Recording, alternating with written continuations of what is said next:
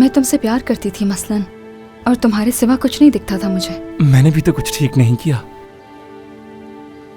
यूं कह लो मैं भी तुम्हारी तरह अंधा हो गया था। खैर, अब वो सब भूल जाना बेहतर है। और अगर तुम और नवाल अभी भी एक दूसरे से नहीं मिलते हो और मेरी वजह से तुम लोग रिश्ता नहीं बना रहे, तो ऐसा मत करो। मैं तुम दोनों को कभी भी दुखी नहीं देखना चाहती फरहत। अनम, बहुत अच्छा लगा ये सुन के। तुम्हारा दिल वाकई बहुत बड़ा है। खैर तो है भाईजान, कहीं ऐसा तो नहीं अब मेरे घर वाले मुझे लेने आ गए?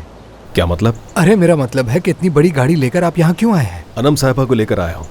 वाह, अनम साहिबा? हाँ, कहीं ये दोनों फिर से? नहीं, ये नहीं हो सकता।